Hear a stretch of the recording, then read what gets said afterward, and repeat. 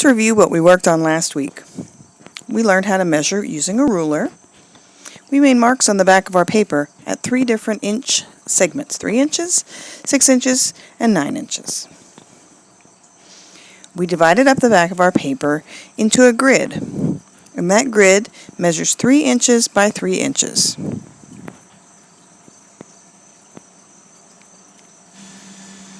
After we finished the grid, we flipped the paper over.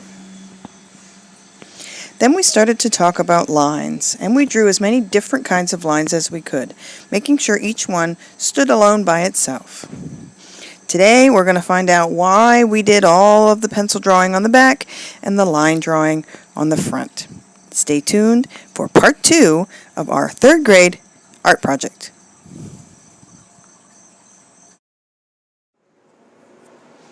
All right, let's continue the project we started last week. This project is called Mosaic Lines, and pretty soon you'll realize why.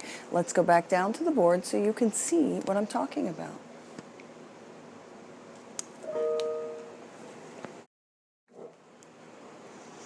Mosaic Lines is the title of this project because we're going to create a mosaic with this piece of paper. The first thing you might be asking yourself is, what is a mosaic? Well, let me tell you, a mosaic is a project made out of smaller pieces.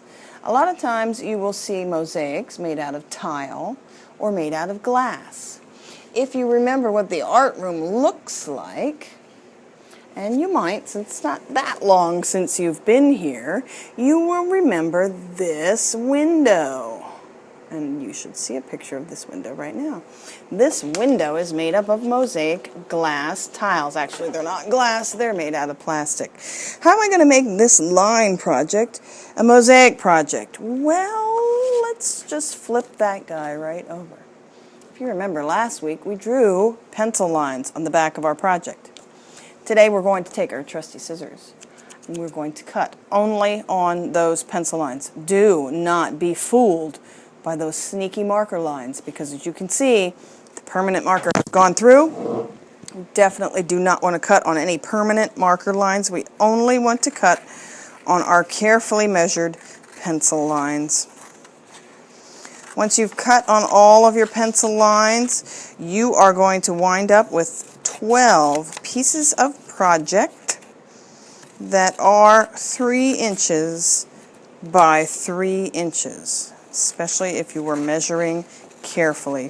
If you are having some trouble measuring and you want to review what you've done before you start cutting, please ask a grown-up to help you. It is a tricky project. I know you can do it. Sometimes you get a little confused. That's where the grown-ups come in. They are very helpful.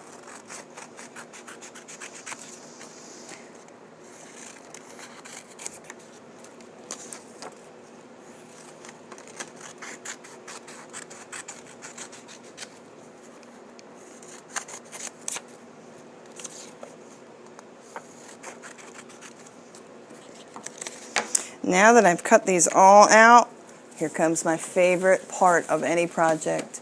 It's time to color. Here's your challenge.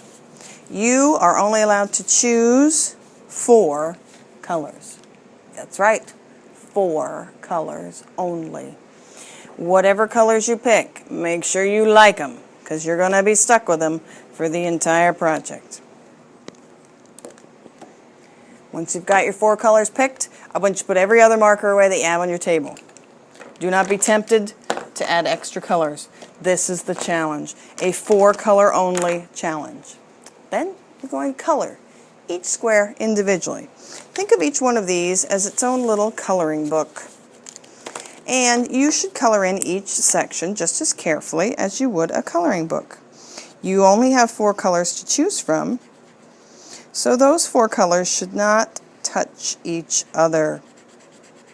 If I have colored my little loop-de-loop in purple, I can't color the background in purple because it won't show up. But I can use the other shade of purple that I chose.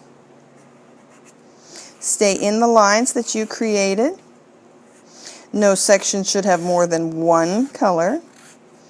And no colors may touch themselves in any section. Once you've colored this piece, I want you to go pick up another one and continue coloring until all 11 of your squares are colored with the exact same 4 colors. All right, let's watch it in time lapse.